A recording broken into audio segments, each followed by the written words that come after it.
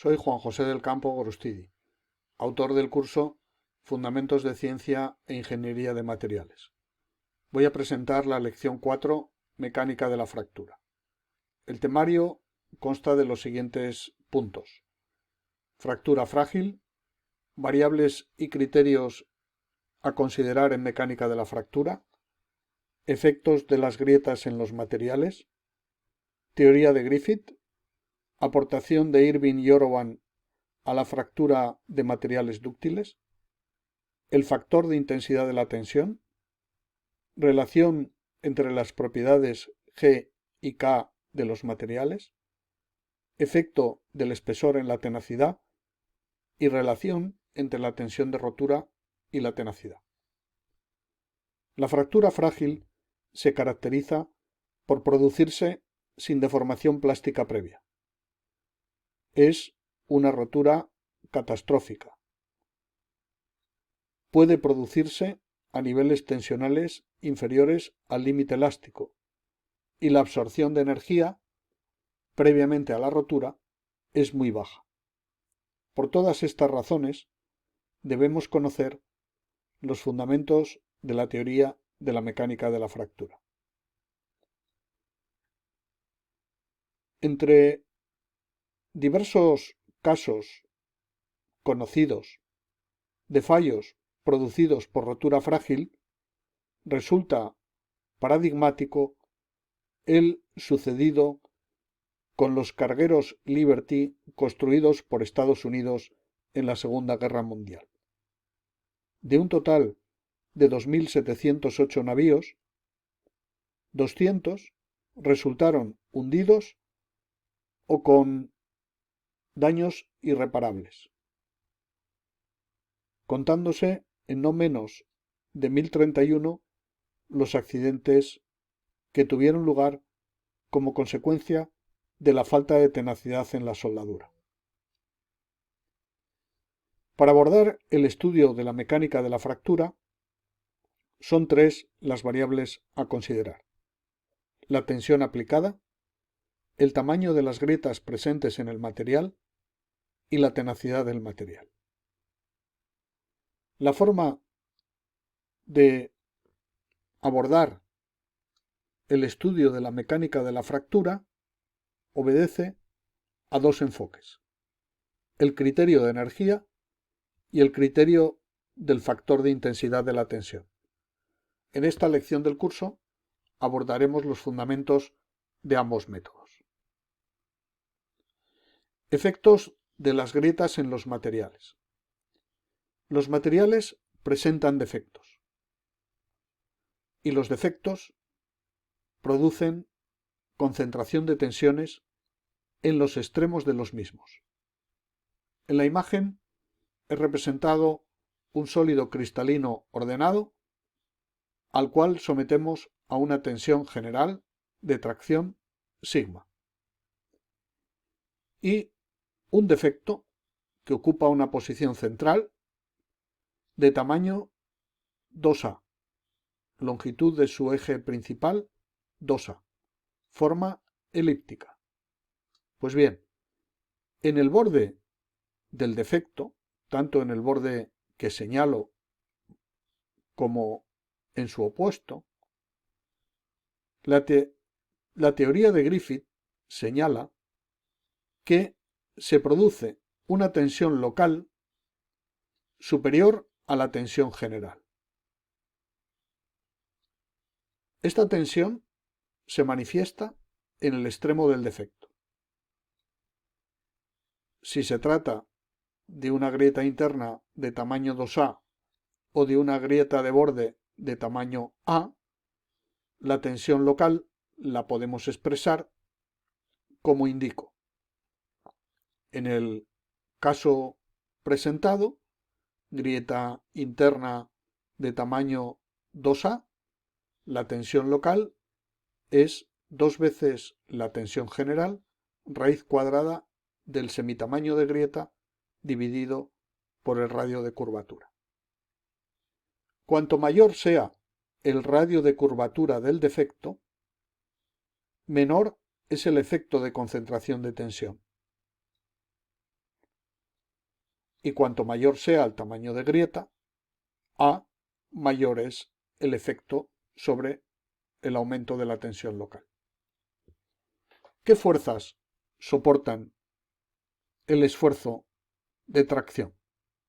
La tensión general y la tensión local.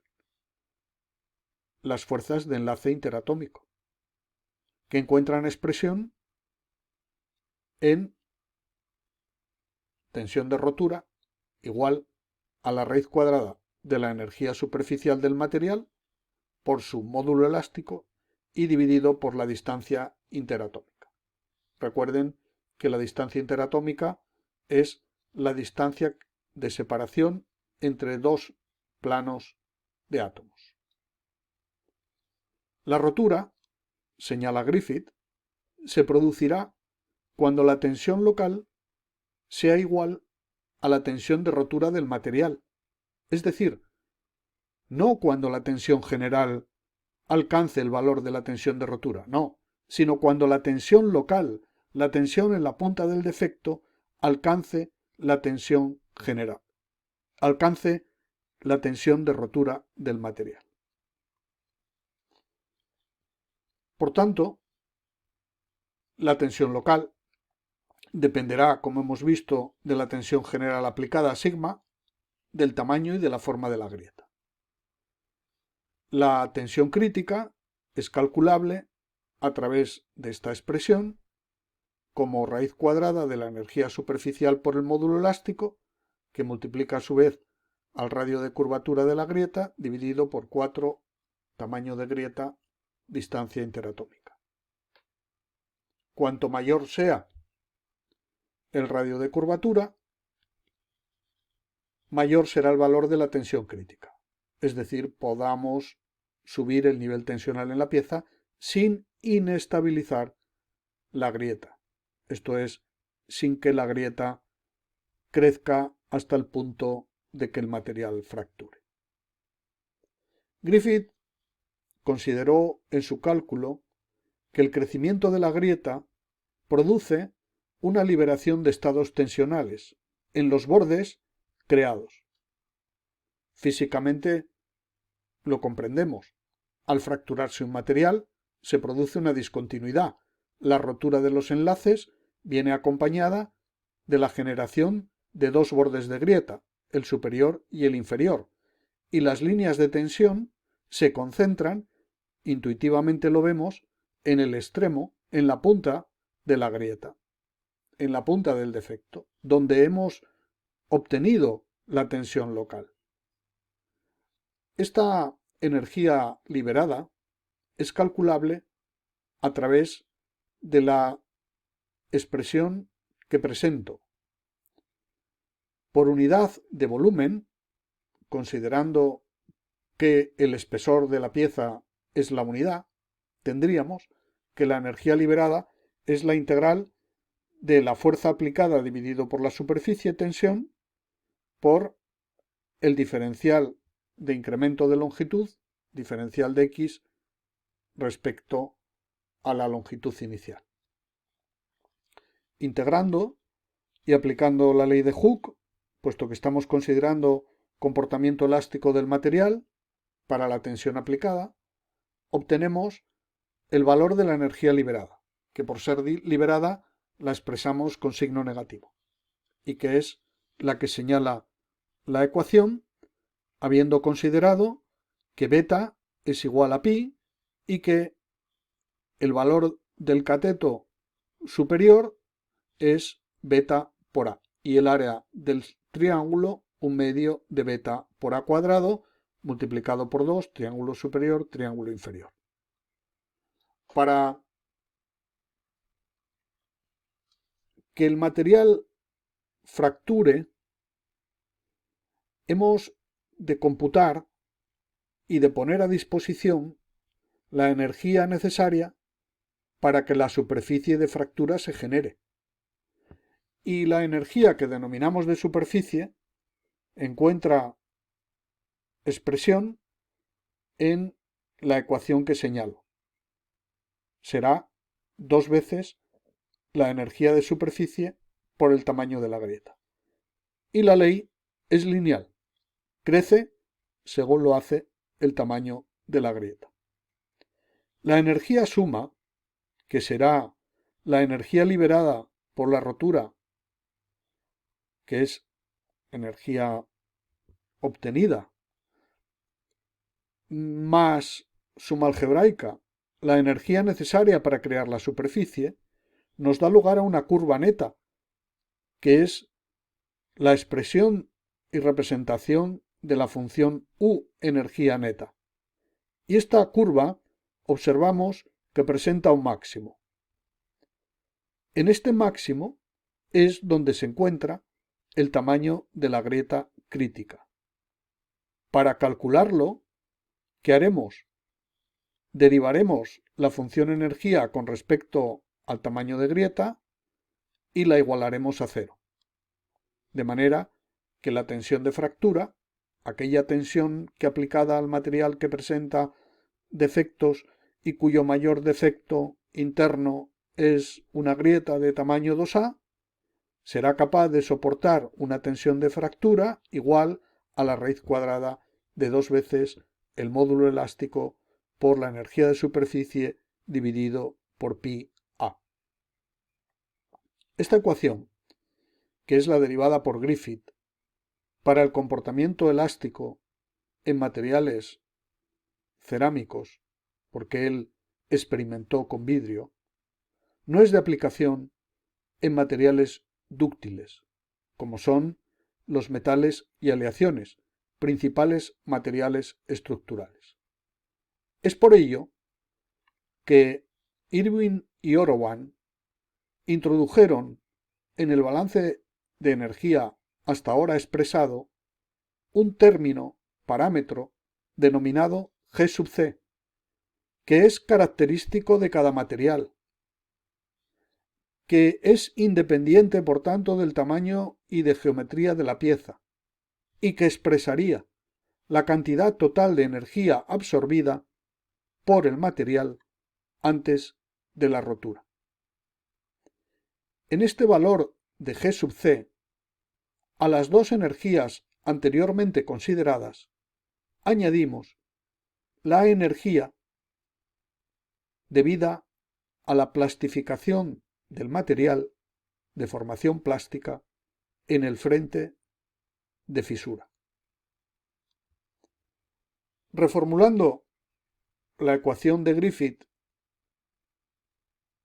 bajo este principio, obtenemos la ecuación 2, la cual relaciona las propiedades del material E y G sub C con el nivel tensional y con el tamaño de la grieta.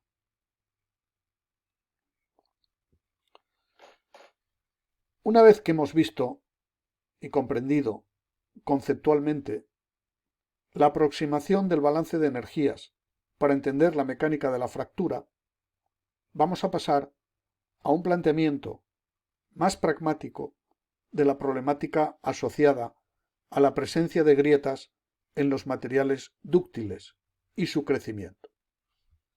Para ello, consideremos una grieta cuyo frente es el origen de coordenadas del sistema que represento, y situamos un vector posición en una zona del material, más allá del frente de fisura. El estado tensional de este elemento estará definido por la longitud del vector R y por el ángulo que el vector posición forma con el eje de abscisas, que es el eje longitudinal de la grieta, el eje principal de crecimiento de la grieta, valor θ. Para distancias próximas al frente de la grieta, es decir, para valores de R inferiores o en el entorno de un 10% de el valor del tamaño de grieta, el segundo y posteriores términos de las tres ecuaciones pueden despreciarse, resultando que la tensión de fractura es igual al factor de intensidad de la tensión dividido por la raíz cuadrada de 2πr. La tensión sigma i para θ igual 0 toma valor infinito en la punta de grieta, disminuyendo dicho valor tensional a medida que nos alejamos del frente de la grieta. El factor de intensidad de la tensión adopta la expresión general K igual tensión aplicada por un valor que denominamos Y raíz cuadrada de pi por A, semitamaño de grieta interna. Precisamente en el caso de una grieta interna de tamaño 2A, y considerando que la anchura, el ancho de la pieza sea W, si esta relación de A partido por W tiende a 0, el valor I adopta el valor unidad. Si la placa presentara, en lugar de una grieta central, una grieta lateral de longitud A, el valor de Y toma la cuantía de 1,12. Otras tipologías, muy variadas, pueden ser consultadas en la publicación Stress Intensity Factors Handbook de Murakami, editado por Pergamon Press en 1987. ¿Cuál es la relación existente entre el parámetro G y la tenacidad del material? Para el modo de ensayo tipo 1, representado en la figura, tracción, material fisurado, la relación es G igual a la tenacidad modo 1 al cuadrado dividido por el módulo elástico, con la consideración de que el módulo elástico lo será en el caso de tensión plana, y en el caso de deformación plana, el módulo habrá de ser dividido por 1 menos el coeficiente de Poisson al cuadrado. Recuerden que el coeficiente de Poisson en los metales y aleaciones adoptaba el valor aproximado 0,33. La expresión es la misma para el modo 2 de ensayo, y en el caso del modo 3, la tenacidad al cuadrado se divide por 2 veces el módulo cortante, siendo la expresión que permite obtener el módulo cortante la aquí señalada, siendo A el área de la sección transversal. Para una combinación de todos los modos de carga, esta es la expresión que permite relacionar G con la tenacidad del material. A modo de ejemplo, en esta tabla encontrarán algunos valores de G sub C y K sub 1C para distintos materiales. Pueden consultar el Materials Data Book de la Universidad de Cambridge, Departamento de Ingeniería, está disponible en Internet, pueden localizarlo en Google introduciendo esta referencia. Influencia del espesor en la tenacidad. Aplicando la teoría de la elasticidad, hemos visto que se llega a determinar que la tensión en la punta del defecto tiende a infinito, curva roja. Esta es la expresión, tiende a infinito. Sin embargo, dicha curva no representa la realidad en un material dúctil. En un material dúctil, el nivel tensional curva azul es inferior, está por debajo del límite elástico del material. Y ello se debe a la absorción de energía que produce la deformación plástica del material en el frente de grieta. Y la profundidad de la zona plástica entre R sub P, 2R sub P, dependerá de la tenacidad del material, del límite elástico del material y del modo en el que trabaje la pieza. Tensión plana o deformación plana. Como pueden ver, en tensión plana, la zona plástica, R sub P, es 3 veces superior a la existente en deformación plana, dividida por 2pi, dividida por 6pi en el caso de deformación plana. La variable que rige si la pieza se encuentra en estado de tensión plana o deformación plana es el espesor. Denominamos espesor límite al valor B a partir del cual el estado tensional pasa a ser de deformación plana. Este valor se cuantifica mediante la expresión aquí referida. A modo de recordatorio, la tenacidad a la fractura Kc se determina mediante el ensayo modo 1. El estado de deformación plana es habitual en chapas de alto límite elástico y baja tenacidad. Al contrario, los materiales de elevada tenacidad presentan como estado normal el de tensión plana. Antes de concluir, indicar que el crecimiento de la grieta en cada ciclo de oscilación de carga sigue la ley que expreso. El diferencial de crecimiento de grieta, tamaño de grieta, respecto del número de ciclos de aplicación de carga es igual a una constante característica C que multiplica a la variación del factor de intensidad de la tensión elevado a la potencia m, que también es una característica del material. Esto significa que integrando esta ecuación podremos obtener y estudiar cuál es el tamaño de grieta que inestabilizaría la pieza, por tanto, que crecería produciendo la fractura de la pieza al cabo de n ciclos de aplicación de la carga, conociendo los parámetros C y M característicos del material.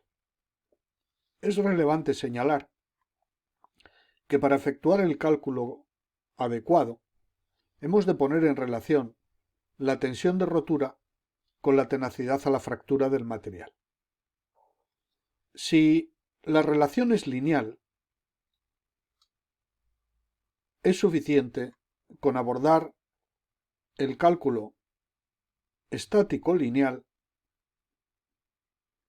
lo que no sería oportuno si la relación entre tensión de rotura y tenacidad a la fractura muestra la evolución que presenta el tramo 2 de la curva. En dicho caso, el abordaje a la mecánica de la fractura debiera ser mediante un estudio no lineal. Y finalmente, para materiales de tenacidad muy elevada, extremo de la curva, simplemente un análisis de carga límite nos daría relevancia suficiente en el estudio estructural. Muchas gracias.